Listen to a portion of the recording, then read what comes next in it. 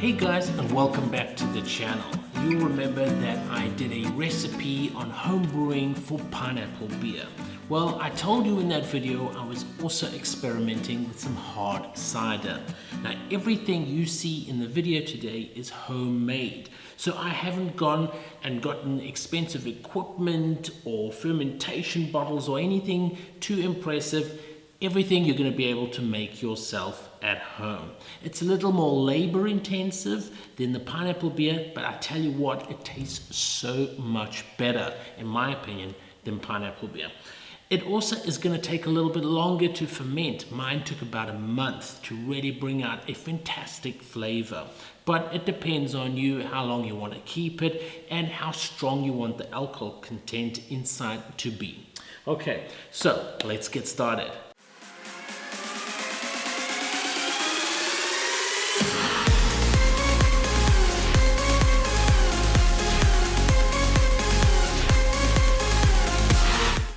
First thing I wanted to show you was this amazing color. Look how nice and almost golden that is. I just bottled my cider in old soda pop bottles, plastic bottles, and it's worked out just fine. Another thing I want to show you is look at the yeast. Now this will be cider yeast, and this you're going to want to keep once you've drunk your cider. You're going to want to keep that because that you're going to add to your next batch. For my first batch, I just used baking yeast, but over here we've got the real cider yeast, so that's what I'm going to be using this time. Here you'll see I actually kept my yeast from my last batch, so that is what I'm going to be adding. I'm wanting to use real apples. We can buy the genuine 100% apple cider from the stores, but you know what, when you crush it yourself, and I don't have a crusher, I'm just using one of these. When you do it yourself, you know what you're getting out is absolutely 100% pure. It also helps in your fermentation process. It shortens the time that you need to ferment, and it can also make a higher alcohol content, because you're using something so pure. So what you're going to need is about 2 gallons of apple cider juice, or about 7 liters of apple cider juice. To work that out, you need about 2 kilograms of apples to make 1 liter of juice. Then you need about 3 to 5 cups of sugar. I prefer to use brown sugar. It gives it that more caramelized sort of taste.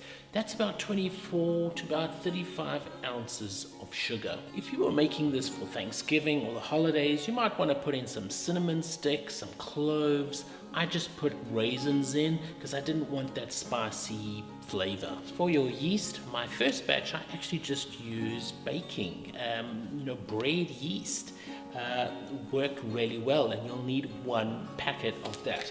But for this time, I harvested some of my cider yeast, and so I'm going to try using that, and maybe just a little bit of this as well. Now for your fermentation process, you need a container that you're going to store your apple juice in, and you need an airlock. You don't want air coming inside or any foreign bacteria. In fact, you want to keep that liquid inside that container untouched, unopened for the entire duration of the fermentation process. I just used a bottle, for spring water, just one of those bottles. And what I did is I put a hole through the lid, and then I just you could put like a pen, because it's kind of cylindrical in shape. I just found this at the hardware store, and then I just glue gunned it, put my pipe, my hose, and then I just found a jar. And what I'll do is I'll fill this with water.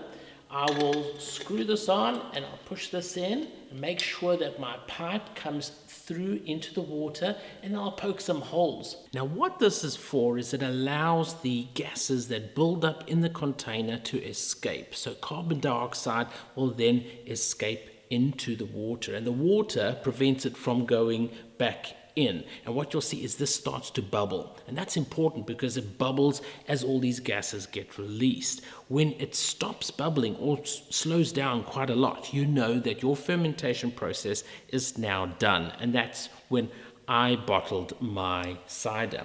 Something else I did is that you can have like a double fermentation period. I just did the one, and then I cold crashed my cider. So I immediately bottled it and put it in my refrigerator. And with that sudden drop in temperature, what it did was it helped to sort of clear the cider out, and it helped all that yeast and more sort of hard particles to fall to the bottom. You can see with the cold crashing, that's exactly what happened here. The nice clearish liquid was left at the top, but then all the yeast and harder particles sank to the bottom. And now to extract that, so that when you're pouring, because sometimes you'll really unsettle this at the bottom when you're pouring, into your glass. What I do is I just siphon. I siphon out the top, so I'm getting a really nice, pure, hard cider in my glass, not with a whole bunch of yeast or anything else in it as well.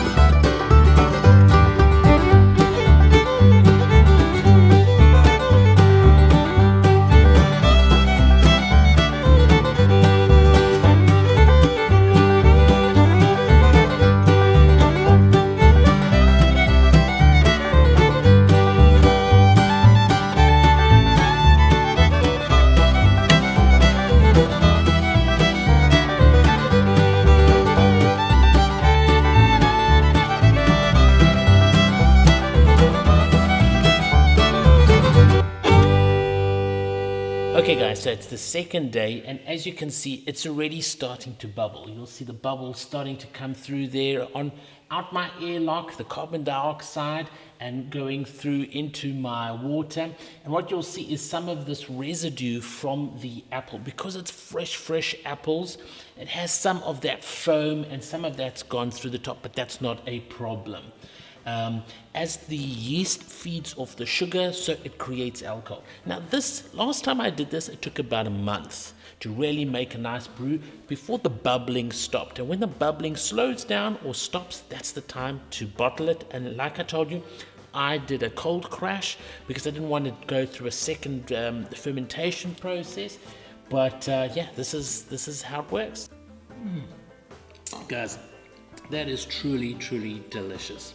Now, I'm leaving recipes and all the instructions in our blog, the Daddy Deal blog. I'm leaving a link down below. Go check out our other video on how to make your own pineapple beer. There'll be more home brewing videos coming up. I'm enjoying learning about this, and I'm sharing it with you guys as I go along. Let me know how yours turns out in the comments on our blog. Until next time, guys.